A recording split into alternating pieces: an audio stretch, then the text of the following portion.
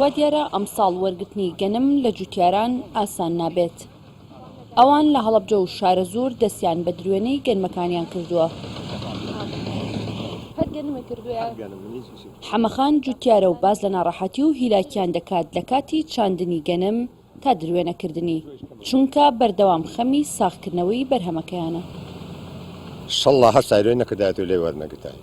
من لە سەتەن حەڤەتەن گەنم تەسیم کە مە گاڵتەکردن ئەمە گەنم وەرگرتن نییە لە خەڵکی وەرەگرێ. ئیسە گەنمەکانیشمان ئیمساڵ لەخوا بەزیە زۆر باشە، ڕێژەنی باشە، نەوعێتی باشترە لە ساڵان. اینجا کە ئێمە ئیسەر گیرمان خواردووە گەنمەکە زۆرە، ئەوەتانیا بازاڕی نییە حکومە لێمان وەناگرێت، کەمیشە فەلا هەر زەرەرەکە. بڕشتی گەنمی ئەم ساڵ یەک بەسیە.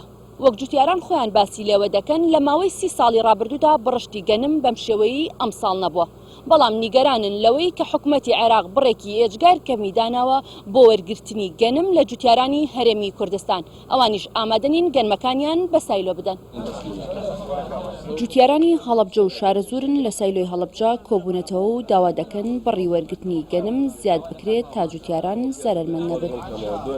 شوێن هەبووە 50 دۆنم ئەرزیە بۆ 100 دۆنمیان بۆ نووسیوە، ئێستا ئەو ناحەقی ئەو کەسەی بۆ نووسراوە ئەوەی ئێمە کە 29 دۆنمە بە GPS ئەم ساڵ کراوە، ئێساون ئەویان کردو بە یەک حەقەکەی ئێمە کە زیایی کردو بە GPS وەکو پارێزگاکە زیاومان ئەکەوێت حەقی شەرعی خۆمانە هەڵساون دایانە بەسەر شوێنەکانی کا ئێمەش ناڕازین و کۆبووینەتەوە بەم خەڵکە. ئێستا من ئەگەر 20 دۆنم زەیمدا چاندبێ بە گەنم 20 تەنیتیا ئەبێت بە 20 تەنەکە 3 تەن و 400 کیلۆم لێ وەرەگرێ بۆ 70 کیلۆ، ئەوە کەیتری نازانی چی لێ بکەیت، لە بازاڕە ساغ نابێتەوە، هیچ کەسێک لێ وەرناگرێ. ئەگەر درێویەکەی ئەکەیکە دگڵابۆ لێ ئەوە 600,000 لێ وەرەگرن. 67,000 دۆنم زەوی ئەم ساڵ لە سنووری پارێزگای هەڵەبجە بە گەنم داچێنراوە. بەرهەمی گەنم 30 بۆ 35,000 تۆن دەبێت بەهۆی بارانی باش و نەبوونی نەخۆشی لە نێو گەنمەکان. بۆ هەر دۆنمێک زەوی تەنها 170 کیلۆ گەنم لە جوتیاران وەردەگیرێت.